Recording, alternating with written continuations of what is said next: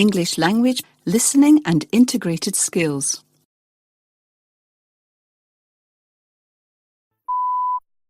Before you hear the rest of the conversation, you have some time to look at questions.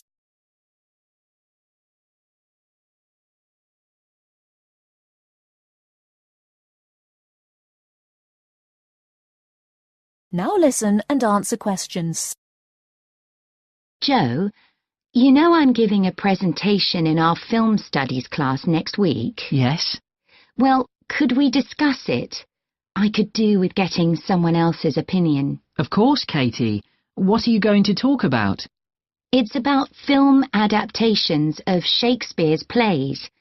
I've got very interested in all the different approaches that film directors take. Uh-huh.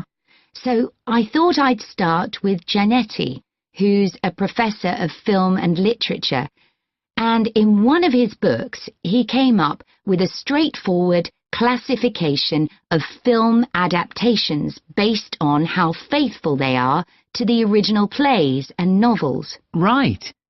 I've already made some notes on that, so I just need to sort those out before the presentation. I thought that next I'd ask the class to come up with the worst examples of Shakespeare adaptations that they've seen, and to say why. That should be more fun than having their favourite versions. Yes, I can certainly think of a couple. Right. Next, I want to talk about Rachel Malco. I came across something on the internet about her work on film adaptations, and I was thinking of showing some film clips to illustrate her ideas. Will you have enough time, though, both to prepare and during the presentation? After all, I doubt if you'll be able to find all the clips you want. Perhaps you're right. OK, well, I'd better do some slides instead, saying how various films relate to what she says. That should encourage discussion. Next, I want to say something about how plays may be chosen for adaptation because they're concerned with issues of the time when the film is made. You mean things like patriotism or the role of government? Exactly. It's quite tricky, but I've got a few ideas I'd like to discuss. Before you hear the rest of the conversation, you have some time to look at questions.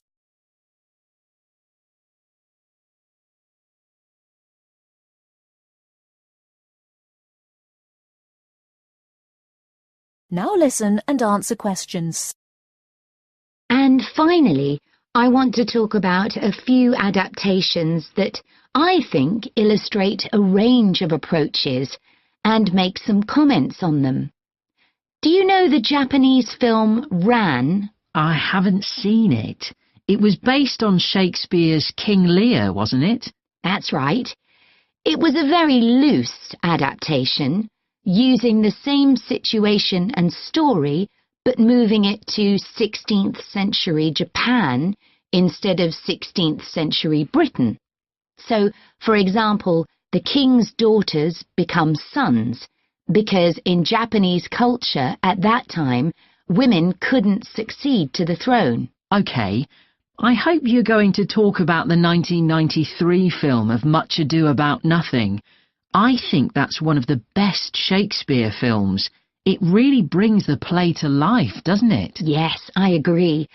And I think filming it in Italy, where the play is set, makes you see what life was like at the time of the play. Absolutely. Right. What's next?